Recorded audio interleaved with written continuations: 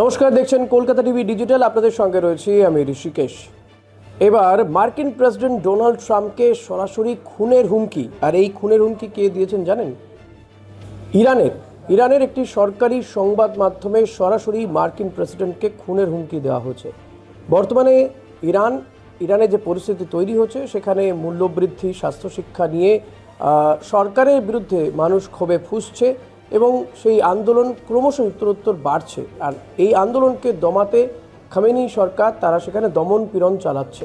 আর তারই বিরুদ্ধে মার্কিন প্রেসিডেন্ট ডোনাল্ড ট্রাম্প তিনি সোচ্চার হয়েছেন। তিনি বলেছেন, এভাবে যদি সাধারণ মানুষের উপরে দমন পীড়ন চালানো হয়, হত্যা করা হয়, তাহলে তারা পদক্ষেপ করতে বাধ্য হবে।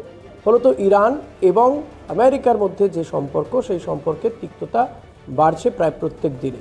আর এবার ইরানে সেখানে একটি সরকারি সংবাদ মাধ্যমে মার্কিন প্রেসিডেন্ট ডোনাল্ড ট্রাম্পের রক্তাক্ত সেই ছবি প্রকাশ করা হয়েছে, যেটা 2024 সালে মার্কিন প্রেসিডেন্ট যখন পেনসিলভেনিয়াতে তিনি নির্বাচনী জনসভায় বক্তব্য রাখছিলেন, সে সময় তার উপরে এক বন্দুকবাজ হামলা চালিয়েছিল। যদিও লক্ষ্যভ্রষ্ট হয়েছিল গুলিটি, কিন্তু রক্তাক্ত হন মার্কিন প্রেসিডেন্ট। সেই ছবি প্রকাশ করে বলা হচ্ছে যে এবার আর লক্ষ্যভ্রষ্ট হবে না, অর্থাৎ সরাসরি মার্কিন প্রেসিডেন্টকে খুনের হুমকি কি দিচ্ছে ইরান।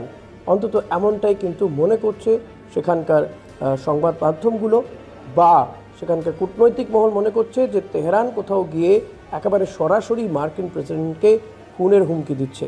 যদি মার্কিন প্রেসিডেন্ট এর পরে শুধরে গেলেন তো ঠিক আছে, না হলে পরবর্তীতে কী লেখা আছে তার ভাগ্যে কেউ জানে না। কোথাও গিয়ে কি মার্কিন প্রেসিডেন্টকে খুনের ছক কষছে তেহরান? কারণ মার্কিন প্রেসিডেন্ট তিনি চাইছেন যে ইরানের ওপরে, ইরান যে কাজ করছে সেখানে শাসক যে যা কাজ করছে সেটা ঠিক নয়, এবং কোথাও গিয়ে ইরানের উপরে বা ইরানের বিরুদ্ধে হয়তো এয়ার স্ট্রাইক করতে পারে, এমন একটা আশঙ্কা দেখা দিয়েছে। তো সেই সময়ে দাঁড়িয়ে এই ধরনের খবর প্রকাশ করা হচ্ছে এবং মনে করা হচ্ছে যে মার্কিন প্রেসিডেন্টকে একটা প্রচ্ছন্ন হুমকি দিল তেহরান।